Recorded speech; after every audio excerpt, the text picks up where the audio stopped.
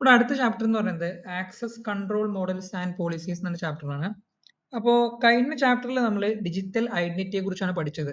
Digital identity ഒന്നും കൂടി ഓർത്തെടുക്കാം നമുക്ക്. അഥവാ നമ്മുടെ ഓൺലൈൻ ലോകത്തുള്ള നമ്മുടെ ഐഡന്റിറ്റി. അഥവാ നമുക്കൊരു ഇൻസ്റ്റാഗ്രാം അക്കൗണ്ട് ഉണ്ടായിരിക്കുക എന്നുള്ളത്, അല്ലെങ്കിൽ ഒരു ജിമെയിൽ അക്കൗണ്ട് ഉണ്ടായിരിക്കുക എന്നുള്ളതൊക്കെ എന്താണ്, ഡിജിറ്റൽ ഐഡന്റിറ്റിക്ക് ഉദാഹരണങ്ങളാണ്. അതുപോലെ തന്നെ നമുക്കൊരു യൂണിവേഴ്സിറ്റി പോർട്ടലിൽ അക്കൗണ്ട് ഉണ്ടായിരിക്കുക എന്നുള്ളത്. അതുപോലെ തന്നെ അവിടെ പ്രധാനമായിട്ട് ഓർത്തിരിക്കേണ്ട ഒരു ഭാഗമാണ് onboarding, provisioning, deprovisioning, ഇത്തരം ടേംസ് ഒക്കെ. ഓൺ ബോർഡിംഗ് എന്ന് പറഞ്ഞാൽ ഒരു പുതിയ അക്കൗണ്ട് ഉണ്ടാക്കുന്നത്, ഇപ്പൊ ജിമെയിലിൽ പുതിയ അക്കൗണ്ട് ഉണ്ടാക്കുന്ന ഉദാഹരണമാക്കി എടുക്കാം. പിന്നെ പ്രൊവിഷനിങ് എന്ന് പറഞ്ഞു കഴിഞ്ഞാൽ റോള് ബേസ് ചെയ്ത് എന്ത് ചെയ്യുന്നത്, ആക്സസ് കൊടുക്കുന്നത്. ഉദാഹരണത്തിന് നമ്മൾ യൂണിവേഴ്സിറ്റി പോർട്ടലിൽ അക്കൗണ്ട് ഉണ്ടാക്കുന്ന സമയത്ത് സ്റ്റുഡൻസിൻ്റെതായ പെർമിഷനും ആക്സസുകളും കൊടുക്കുക, സ്റ്റാഫിന് സ്റ്റാഫിൻ്റെതായ ആക്സസും പെർമിഷനും കൊടുക്കുക.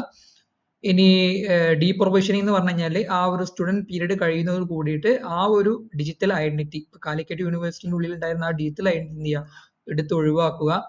അതുപോലെ തന്നെ അങ്ങനത്തെ കാര്യങ്ങളൊക്കെ ചെയ്യാം. അപ്പോൾ അതിനാണ് അത്തരം ഡീറ്റെയിൽസ് നമ്മൾ കഴിഞ്ഞ ക്ലാസ്സിൽ ഷെയർ ചെയ്തത്.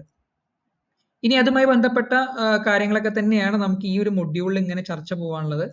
അപ്പൊ അതുമായി ബന്ധപ്പെട്ട തന്നെ മറ്റൊരു ചാപ്റ്റർ ആണ് ഇനി വരാൻ പോകുന്നത്, access control models and policies എന്ന ഈ ഒരു ചാപ്റ്റർ. അപ്പൊ ഇവിടെ നമുക്ക് ആക്സസ് കൺട്രോൾസ് മോഡൽസിന്റെ ഒരു 4 മോഡൽസ് നമുക്ക് ഇവിടെ പഠിക്കാനുള്ളത്.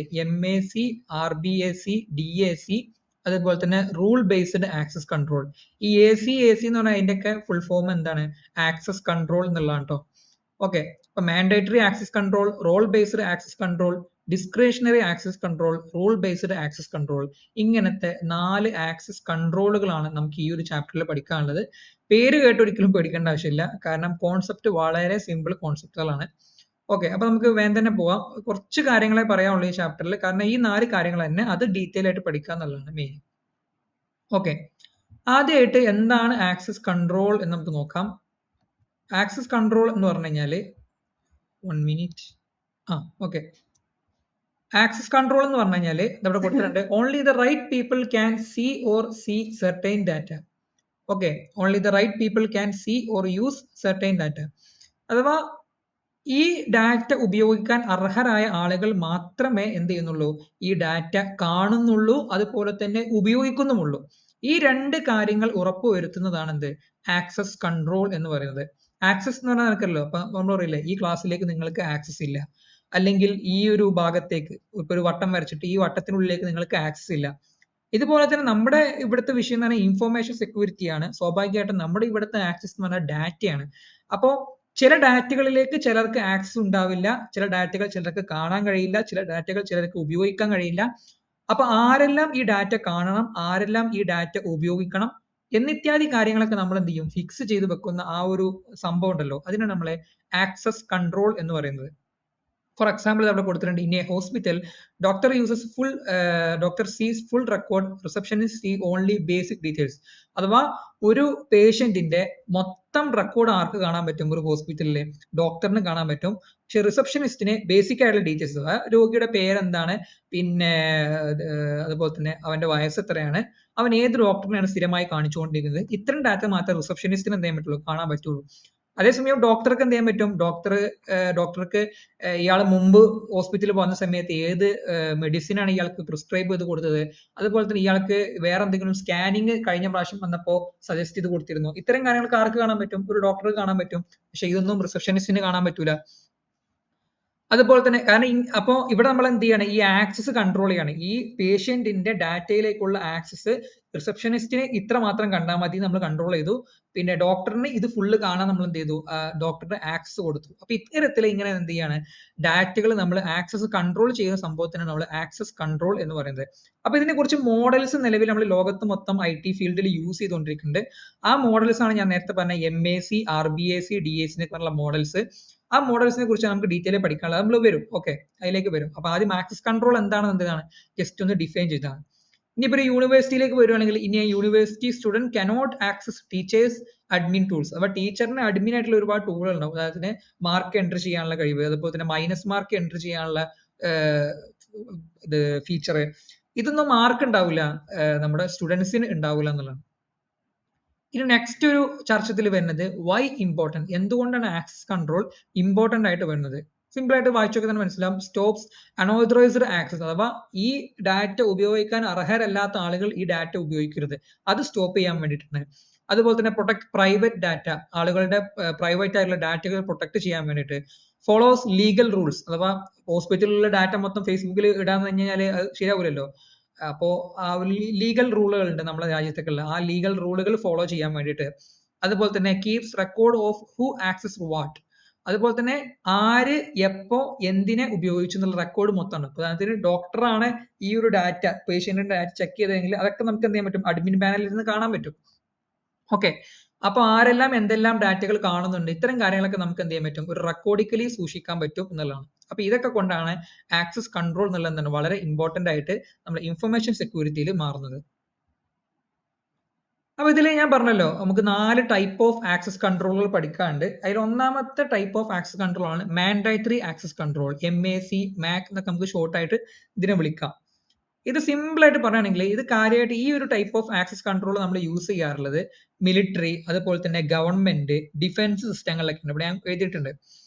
ഓക്കെ, അപ്പോ ഇതെന്താ വെച്ച് കഴിഞ്ഞാല് നമ്മൾ ഇപ്പോ ഉദാഹരണത്തിന് ഒരു മിലിറ്ററിയില് ഇപ്പൊ ഇന്ത്യൻ മിലിറ്ററിയില് ഒരുപാട് ഫയൽസ് ഉണ്ടാവും അല്ലെ.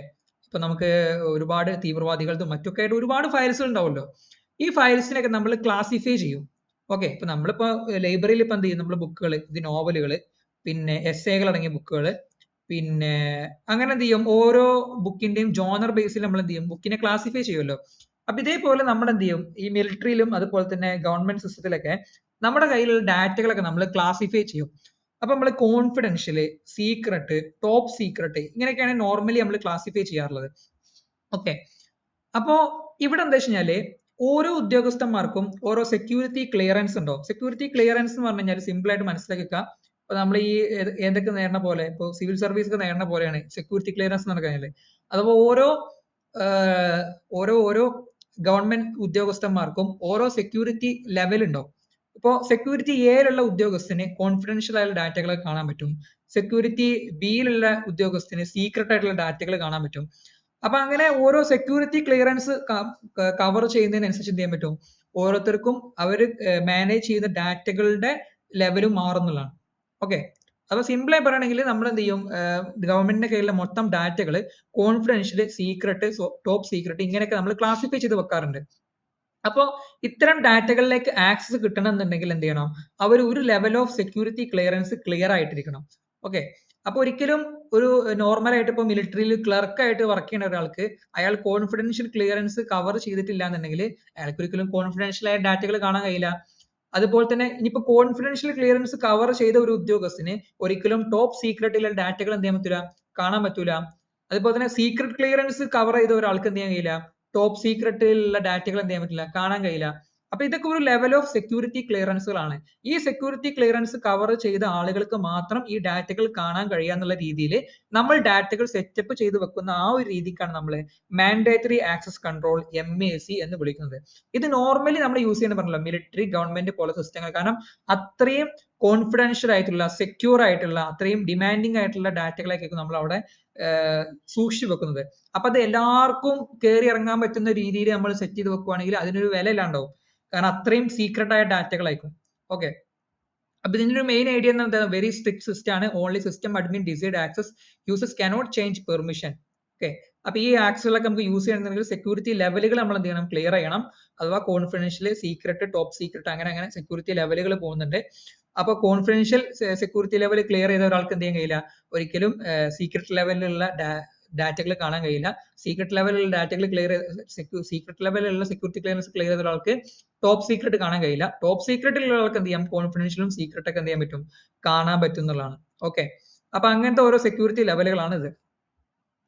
ഇനി ഇത് നമുക്ക് എന്താണ്, എന്തിനൊക്കെ ഗുഡ് ആണെന്നുള്ളത്, ഒന്ന് വെരി ഹൈ സെക്യൂരിറ്റിക്ക് നല്ലതാണ്. അതുപോലെ തന്നെ സ്ട്രോങ് പ്രൊട്ടക്ഷൻ, ഡാറ്റകളെ സ്ട്രോങ് ആയിട്ട് പ്രൊട്ടക്ട് ചെയ്യാൻ നമ്മളെ ഹെൽപ്പ് ചെയ്യുന്നുണ്ട്. പിന്നെ ഇതിലുള്ള പ്രോബ്ലംസ് എന്തൊക്കെയാണ്, ഒന്ന് ഹാർഡ് ടു മാനേജ്, ഇത് മാനേജ് ചെയ്യാൻ ഭയങ്കര ബുദ്ധിമുട്ടാണ്. കാരണം ഒന്നാമത് എക്സ്പെൻസീവ് ആണ്, കാരണം ഇത്തരം ഡാറ്റകളൊക്കെ ഇത്രയും സെക്യൂരിറ്റിയിൽ ഈ ഡാറ്റകൾ കൊണ്ടുപോയി നടക്കുക എന്നുള്ളത് അത് ഭയങ്കര എക്സ്പെൻസീവ് ആയുള്ള കാര്യമാണ്. ഓക്കെ, അപ്പൊ ഇതൊക്കെയാണ് ഇതിന്റെ 2 പ്രോബ്ലംസ്. ഇനി അടുത്തത് role based access control RBAC എന്നുള്ളതാണ്. ഇത് നിങ്ങൾക്ക് എല്ലാവർക്കും വളരെ ഫെമിലിയർ ആയിട്ടുള്ള ഒരു ആക്സസ് കൺട്രോൾ മോഡലാണ്. ഇപ്പൊ ഞാൻ പറഞ്ഞത് നമ്മളിപ്പോ ഒരു കമ്പനി തുടങ്ങുന്ന സമയത്ത് നമുക്ക് ഇതിൽ ഏത് മോഡലും എന്ത് ചെയ്യാം, ഫോളോ ചെയ്യാം എന്നുള്ളതാണ്. ഇപ്പൊ നമുക്ക് MAC വേണമെങ്കിൽ MAC ഫോളോ ചെയ്യാം, RBAC വേണമെങ്കിൽ RBAC ഫോളോ ചെയ്യാം.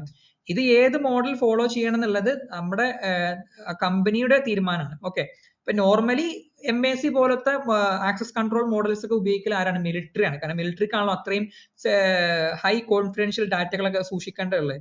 നോർമലി നമ്മുടെ കമ്പനികൾ, ഇപ്പൊ MNCകള്, മൾട്ടിനാഷണൽ കമ്പനികൾ, അങ്ങനത്തെ കമ്പനികളൊക്കെ യൂസ് ചെയ്യുന്ന ഒരു ആക്സസ് കൺട്രോൾ സിസ്റ്റം എന്ന് പറഞ്ഞാൽ ഈ RBAC സിസ്റ്റം ആണ്, role based access control system ആണ്. അഥവാ ഇത് പറഞ്ഞാൽ എനിക്ക് അറിയാൻ തന്നെ access is based on job role. അഥവാ ഇയാളുടെ ജോബ് റോളിനെ ബേസ് ചെയ്തിരിക്കുന്നുണ്ടാവുക ആക്സസ് കൺട്രോൾ ഉണ്ടാവുക. ഉദാഹരണത്തിന് ടീച്ചർ ആണ് അയാളുടെ ജോബ് റോൾ എങ്കിൽ അയാൾക്ക് എന്ത് ചെയ്യാൻ പറ്റും?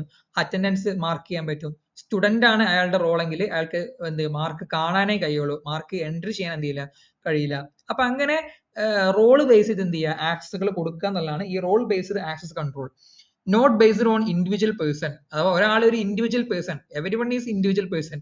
അപ്പോ ഒരാളൊരു പേഴ്സൺ ആയെന്നുള്ളതുകൊണ്ട് അയാൾക്ക് എന്തെങ്കിലും ഇതിലേക്ക് ആക്സസ് കിട്ടൂല. അയാൾക്ക് എന്ത് വേണം? ഒരു റോൾ ഉണ്ടായിരിക്കണം. സ്റ്റുഡന്റോ അല്ലെങ്കിൽ അഡ്മിനിസ്ട്രേറ്ററോ മാനേജറോ അല്ലെങ്കിൽ ടീച്ചറോ.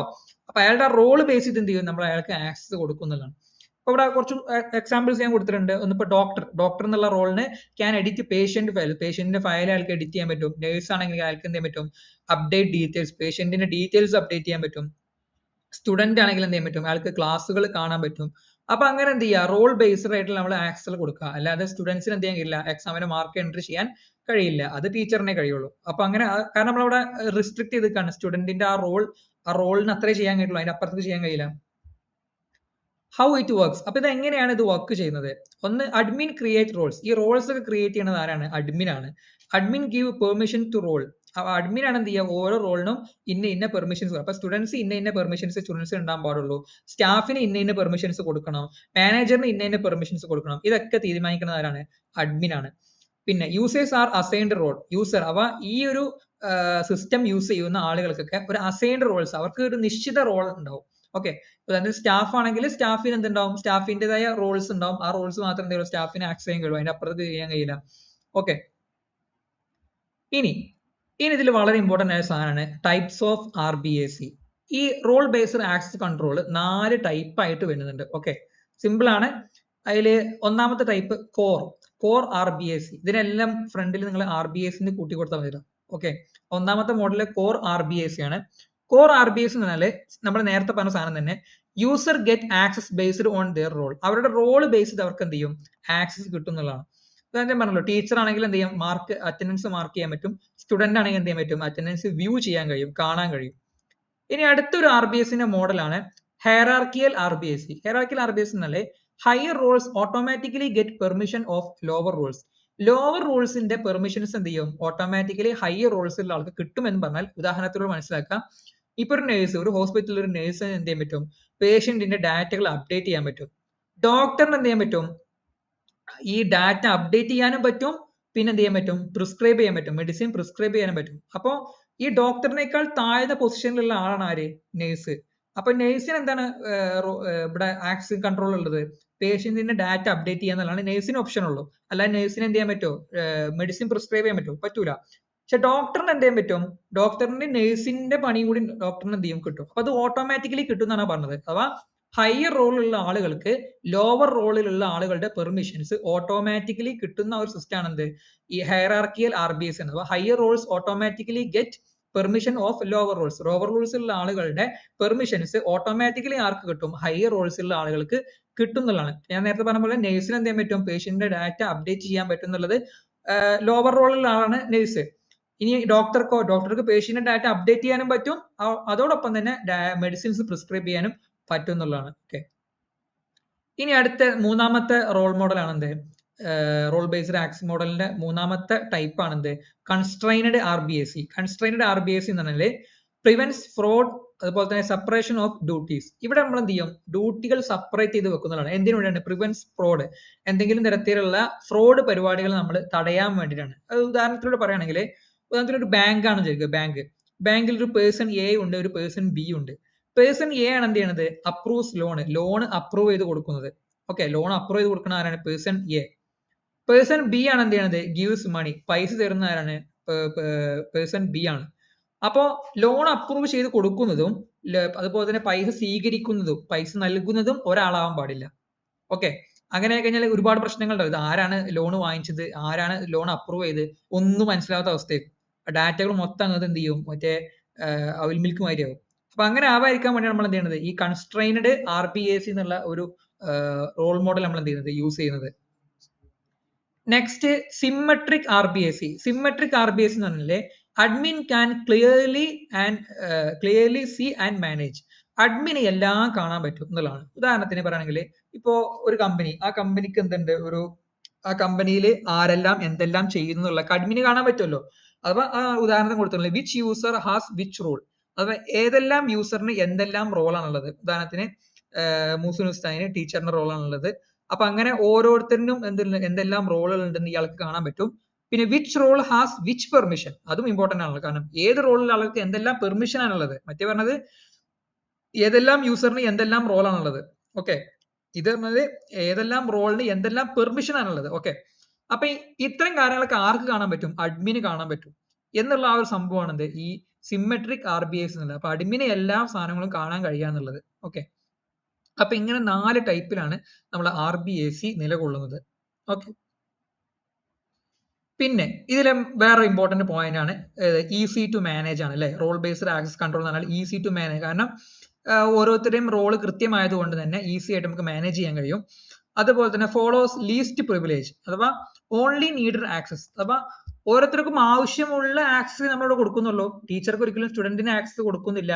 അപ്പൊ ഓരോരുത്തർക്കും ആവശ്യമുള്ള ആക്സസ് നമ്മൾ എന്ത് ചെയ്യണുള്ളൂ, ഇവിടെ കൊടുക്കണുള്ളൂ. പിന്നെ അതുപോലെ തന്നെ ഗുഡ് ഫോർ ലാർജ് കമ്പനീസ്, വലിയ വലിയ കമ്പനികൾക്കൊക്കെ ഇത് എന്താണ്, നല്ലൊരു മോഡലാണ്. അതുകൊണ്ട് തന്നെ ഞാൻ പറഞ്ഞത് MNCകൾ, മൾട്ടിനാഷണൽ കമ്പനികളൊക്കെ പോലത്തെ കമ്പനികളൊക്കെ യൂസ് ചെയ്യുന്ന ഒരു ആക്സസ് കൺട്രോൾ മോഡൽ എന്ന് പറഞ്ഞാൽ ഏതാണ്, ഈ role based control access control മോഡലാണ്. അല്ലാണ്ട് നമ്മൾ നേരത്തെ പഠിച്ച എന്തല്ല മാൻഡേറ്ററി ആക്സസ് കൺട്രോൾ മോഡൽ അല്ല. കാരണം ഇത് മിലിറ്ററി, ഗവൺമെന്റ് പോലത്തെ ഭയങ്കര വളരെ കോൺഫിഡൻഷ്യൽ ആയിട്ടുള്ള, വളരെ ഡിമാൻഡിങ് ആയിട്ടുള്ള ഡാറ്റകളൊക്കെ സൂക്ഷിക്കുന്ന സ്ഥലങ്ങളിലാണ് ഇത്തരത്തിലുള്ള ഒരു ആക്സസ് കൺട്രോൾ മോഡൽ ഉപയോഗിക്കാറുള്ളത്.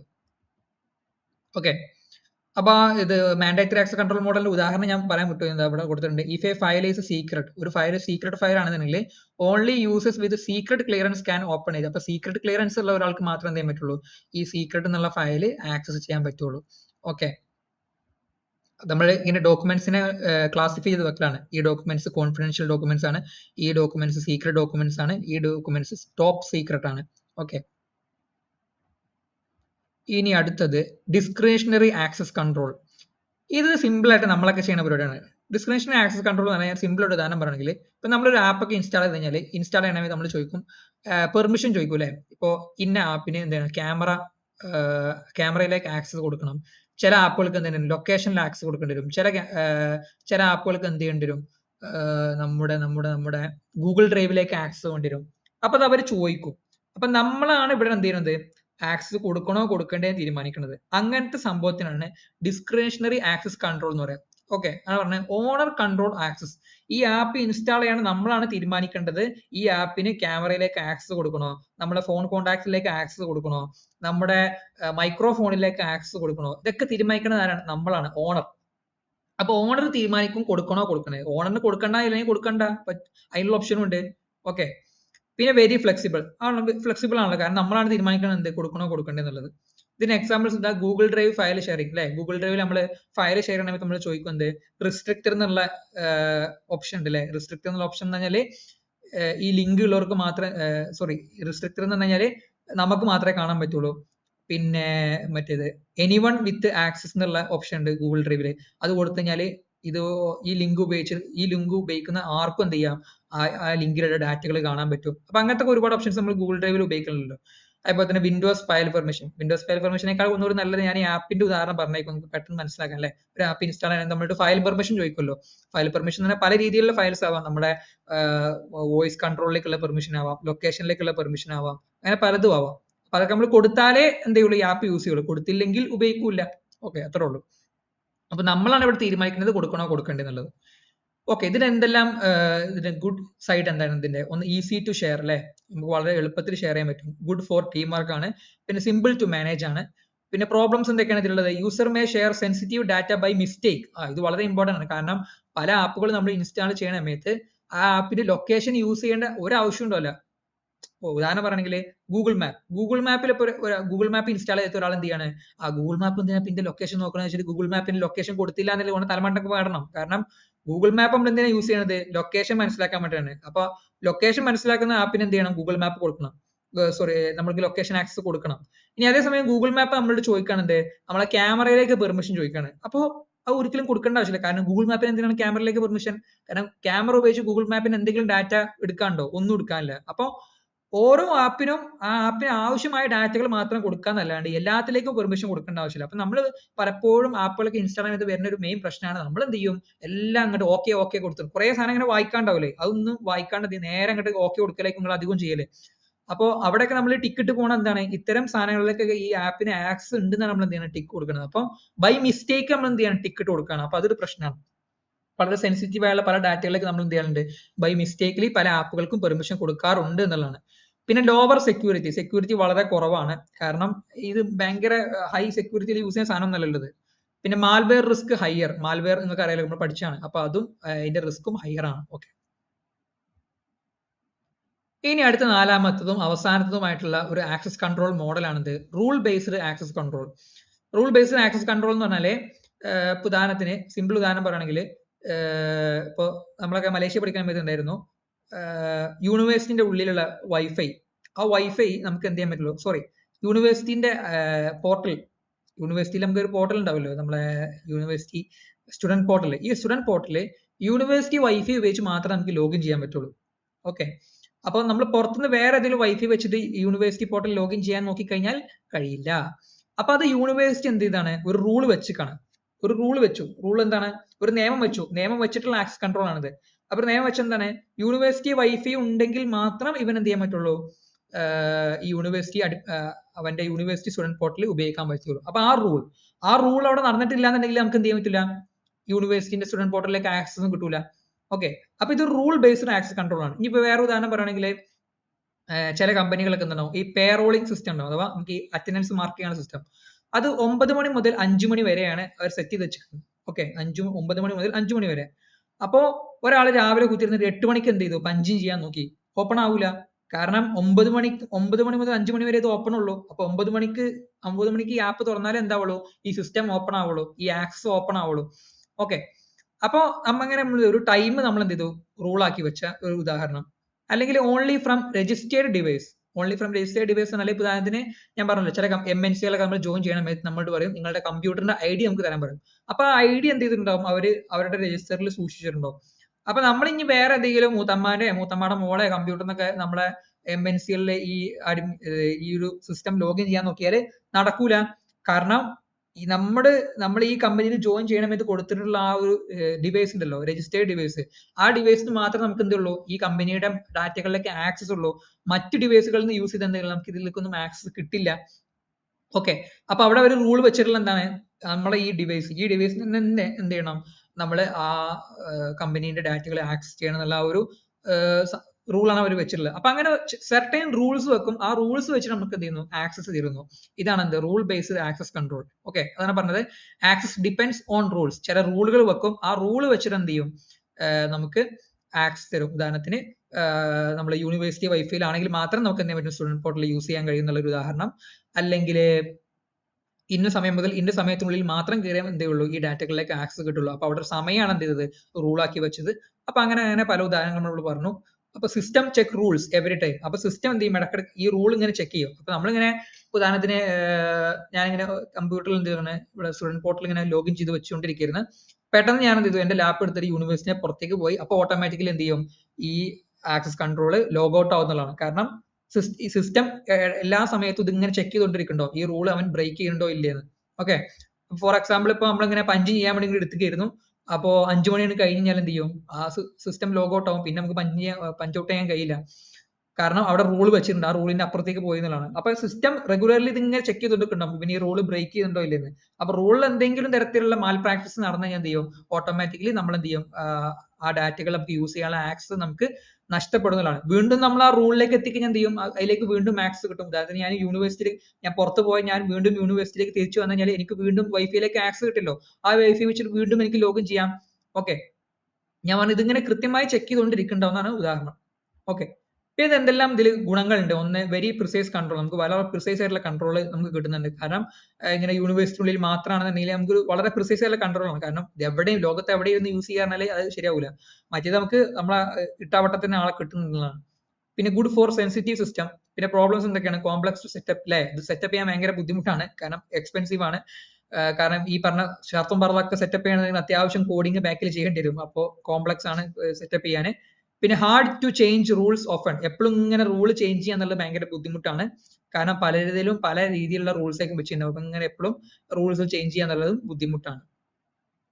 ഓക്കെ, ഇനി നമ്മൾ ഈ പാഠത്തിൽ പറഞ്ഞ മൊത്തം ഈ ഒരു ചാപ്റ്ററിന്റെ സമ്മറിയാണ് പറയാൻ പോണത്. അപ്പൊ നമ്മൾ പറഞ്ഞ നേരത്തെ പറഞ്ഞല്ലോ 4 type of access control models ആണ് നമുക്ക് ഈ ചാപ്റ്ററിൽ പഠിക്കാനുള്ളത്. ആക്സസ് കൺട്രോൾ എന്ന് പറഞ്ഞാൽ നമ്മൾ പറഞ്ഞു സിമ്പിൾ ആയിട്ട് ആരെല്ലാം എന്തെല്ലാം ഡാറ്റ കാണണം ഉപയോഗിക്കണം എന്നൊക്കെ നമ്മൾ സെറ്റ് ചെയ്യുന്ന ആ ഒരു പരിപാടിക്കാണ് ആക്സസ് കൺട്രോൾ എന്ന് പറയാം. അത് നോർമലി നമ്മൾ ലോകത്ത് ഉപയോഗിക്കുന്ന ഒരു 4 മോഡലുകളിലായിട്ടാണ്. ഒന്ന് MAC എന്ന് പറഞ്ഞാൽ മാൻഡേറ്ററി ആക്സസ് കൺട്രോൾ. അത് കാര്യമായിട്ട് യൂസ് ചെയ്യുന്നത് മിലിറ്ററി പോലത്തെ സിസ്റ്റങ്ങളിലാണ്. അവിടെ നമ്മൾ എന്ത് ചെയ്യും, ഡാറ്റകളെ 3 ആയിട്ട് ക്ലാസിഫൈ ചെയ്യും, കോൺഫിഡൻഷ്യൽ, സീക്രട്ട്, ടോപ്പ് സീക്രട്ട്. അപ്പൊ confidential clearance, security level clearance ചെയ്ത ഒരു ഉദ്യോഗസ്ഥന് മാത്രമേ എന്ത് ചെയ്യാൻ പറ്റുള്ളൂ, കോൺഫിഡൻഷ്യൽ ഡാറ്റകൾ കാണാൻ പറ്റുള്ളൂ. സീക്രട്ട് ലെവൽ ക്ലിയറൻസ് നേടിയ ഒരു ഉദ്യോഗസ്ഥന് മാത്രമേ എന്ത് ചെയ്യാൻ പറ്റുള്ളൂ, സീക്രട്ട് ലെവലിലുള്ള ഡാറ്റകൾ കാണാൻ പറ്റുള്ളൂ. ടോപ്പ് സീക്രട്ട് ലെവലിൽ സെക്യൂരിറ്റി ക്ലിയറൻസ് നേടിയ ഒരു ഉദ്യോഗസ്ഥന് മാത്രമേ എന്ത് ചെയ്യാൻ പറ്റുള്ളൂ, ടോപ്പ് സീക്രട്ടിലുള്ള ഡാറ്റകൾ കാണാൻ പറ്റുള്ളൂ. അപ്പൊ അങ്ങനെ സെക്യൂരിറ്റി ക്ലിയറൻസ് കവർ ചെയ്ത ആളുകൾക്ക് മാത്രമേ ഈ ഡാറ്റകൾ കാണാൻ പറ്റുന്ന രീതിയിൽ അങ്ങനെ ഭയങ്കര ഹൈ സെക്യൂർ ഉള്ള ഡാറ്റകളൊക്കെ പ്രിസർവ് ചെയ്യാൻ വേണ്ടി ഉപയോഗിക്കുന്ന മിലിറ്ററി, ഗവൺമെന്റ് പോലെ സിസ്റ്റങ്ങളൊക്കെ ഉപയോഗിക്കുന്ന സിസ്റ്റമാണ് MAC കൺട്രോൾ എന്ന് പറയുന്നത്. പിന്നെ RBAC കൺട്രോൾ എന്ന് ഞാൻ പറഞ്ഞു, വലിയ വലിയ മൾട്ടിനാഷണൽ കമ്പനികളിലും വലിയ വലിയ ലാർജ് ഓർഗനൈസേഷനുകൾക്ക് ഉപയോഗിക്കുന്ന ഒരു മെത്തേഡ് ആണ്. ഇവിടെ റോൾ ബേസ് ആയിരിക്കും പെർമിഷൻ ഉണ്ടാവുക. അപ്പൊ സ്റ്റുഡന്റ് ആണെങ്കിൽ സ്റ്റുഡന്റിന് പെർമിഷൻ ഉണ്ടാവും, ടീച്ചർ ആണെങ്കിൽ ടീച്ചറിന് പെർമിഷൻ ഉണ്ടാവും. ഇപ്പൊ ഹോസ്പിറ്റൽ എന്ന് പറഞ്ഞാൽ ഒരു വലിയ ലാർജ് ഓർഗനൈസേഷന്റെ ഉദാഹരണമാണ് ഹോസ്പിറ്റൽ. അപ്പൊ ഹോസ്പിറ്റലിൽ പേഷ്യന്റിന് വേറെ, അതുപോലെ തന്നെ നഴ്സിന് വേറെ, ഡോക്ടറിന് വേറെ, റിസപ്ഷനിസ്റ്റിന് വേറെ, അങ്ങനെ ഓരോരുത്തരുടെയും റോൾ ബേസ് ചെയ്ത് അവർക്കുള്ള പെർമിഷനുകളിൽ മാറ്റം ഉണ്ടാവും. ഓക്കെ, അപ്പൊ നഴ്സിനെ എന്ത് ചെയ്യാൻ പറ്റുള്ളൂ, വെറും പേഷ്യന്റിന്റെ ഡാറ്റ അപ്ഡേറ്റ് ചെയ്യാൻ മാത്രമേ പറ്റുള്ളൂ. അതേസമയം ഡോക്ടറിന് എന്ത് ചെയ്യാൻ പറ്റും, പേഷ്യന്റിന്റെ ഡാറ്റ അപ്ഡേറ്റ് ചെയ്യാനും പറ്റും, അതോടൊപ്പം തന്നെ മെഡിസിൻസ് പ്രിസ്ക്രൈബ് ചെയ്യാനും പറ്റും. അതൊക്കെ ഇതിനുള്ള ഉദാഹരണങ്ങളാണ്. പിന്നെ DAC എന്ന് പറഞ്ഞാൽ ഡിസ്ക്രിഷണറി ആക്സസ് കൺട്രോൾ ആണ്. ഇത് നോർമലി നമ്മൾ ആപ്പുകളൊക്കെ യൂസ് ചെയ്യുന്നത്, ഇത് യൂസർ ഇൻ എവരിഡേ ടൂൾസ്, നമ്മൾ ഉപയോഗിക്കുന്ന ആപ്പുകൾ ഇവിടെയൊക്കെ വരുന്ന സംഭവമാണ്. ഇവിടെ നമ്മളാണ് പെർമിഷൻ കൊടുക്കുന്നത്, ഓണർ കൺട്രോൾസ് ദ പെർമിഷൻ, ഇതാണ് മെയിൻ ഇതിൽ. അപ്പോൾ ഓണറാണ് എന്ത് ചെയ്യണത്, എന്തെല്ലാം പെർമിഷൻ കൊടുക്കണോ വേണ്ടേ, ഇപ്പൊ ഗൂഗിൾ മാപ്പിലേക്ക് ആക്സസ് കൊടുക്കണോ, ഫോൺ കൺട്രോളിലേക്ക് ആക്സസ് കൊടുക്കണോ, അല്ലെങ്കിൽ വോയിസ് കൺട്രോളിലേക്ക് ആക്സസ് കൊടുക്കണോ, ക്യാമറയിലേക്ക് ആക്സസ് കൊടുക്കണോ, ഇത്തരം കാര്യങ്ങളൊക്കെ തീരുമാനിക്കുന്നത് ആരാണ്, ഓണറാണ്. അതാണ് ഡിസ്ക്രിഷണറി ആക്സസ് കൺട്രോൾ. പിന്നെ റൂൾ ബേസ്ഡ് ആക്സസ് കൺട്രോൾ എന്ന് പറഞ്ഞാൽ ഇവിടെ നമ്മൾ എന്ത് ചെയ്യും, ഒരു സർട്ടൻ കണ്ടീഷൻസ് വെക്കും. ആ സർട്ടൻ കണ്ടീഷൻസിലാണ് ആൾ ഉള്ളതെങ്കിൽ അയാൾക്ക് ഇതിലേക്ക് ആക്സസ് കിട്ടും. ആ കണ്ടീഷൻ അയാൾ അക്സെപ്റ്റ് ചെയ്തില്ല, അഥവാ ആ റൂളിലേക്ക് അയാൾ എത്തിയിട്ടില്ല എന്നുണ്ടെങ്കിൽ എന്തില്ല, അയാൾക്ക് അതിലേക്ക് ആക്സസ് കിട്ടുകയില്ല. ഉദാഹരണത്തിന് ഇപ്പോ യൂണിവേഴ്സിറ്റി പോർട്ടൽ ലോഗിൻ ചെയ്യണമെന്നുണ്ടെങ്കിൽ യൂണിവേഴ്സിറ്റി വൈഫൈയിൽ ആയിരിക്കണം അയാൾ ഉണ്ടായിരിക്കേണ്ടെന്നുള്ള റൂളാണ്. അപ്പൊ അയാൾ യൂണിവേഴ്സിറ്റി വൈഫൈയിൽ അല്ല എന്നുണ്ടെങ്കിൽ അയാൾക്ക് എന്തെങ്കിലും യൂണിവേഴ്സിറ്റി സ്റ്റുഡന്റ് പോർട്ടൽ ലോഗിൻ ചെയ്യാൻ കഴിയില്ല. അല്ലെങ്കിൽ 9 മണി മുതൽ 5 മണി വരെ അയാൾക്ക് പഞ്ചും ചെയ്യാൻ പറ്റുള്ളൂ എന്നുള്ള എന്താണ് ഒരു റൂളാണ്. അപ്പൊ അതിനുള്ളിൽ മാത്രമേ അയാൾക്ക് ചെയ്യാൻ കഴിയുള്ളൂ. അതിന്റെ അപ്പുറത്തേക്കാണെങ്കിലും ഇപ്പുറത്തേക്കാണെങ്കിലും അയാൾക്ക് എന്തെങ്കിലും ചെയ്യാൻ കഴിയില്ല. അപ്പൊ അതവിടെ ഒരു ടൈം ബേസ്ഡ് നമ്മൾ എന്തെങ്കിലും റൂൾ വെച്ചു. അപ്പൊ അതാണ് റൂൾ ബേസ്ഡ് നമ്മൾ ആക്സസ് കൺട്രോൾ എന്ന് പറഞ്ഞത്. അപ്പൊ ഇങ്ങനത്തെ 4 ആക്സസ് കൺട്രോളിന്റെ മോഡൽസ് ആണ് നമുക്ക് ഇതിൽ പഠിക്കാനുള്ളത്. അപ്പൊ എന്താണ് ഈ ആക്സസ് കൺട്രോൾ എന്നുള്ളതും വളരെ ഇമ്പോർട്ടന്റ് ആണ്. അതുപോലെ തന്നെ ആക്സസ് കൺട്രോളിന് ലോകത്ത് മൊത്തം യൂസ് ചെയ്യുന്ന ഒരു 4 മോഡൽസ് നമ്മൾ പഠിച്ചു, അതിന്റെ പോളിസീസ് നമ്മൾ പഠിച്ചു, അത് എവിടെയെല്ലാമാണ് യൂസ് ചെയ്യുന്നത് അതും പഠിച്ചു വെക്കണം. ഓക്കെ, അപ്പൊ ഇത്തരം കാര്യങ്ങളാണ്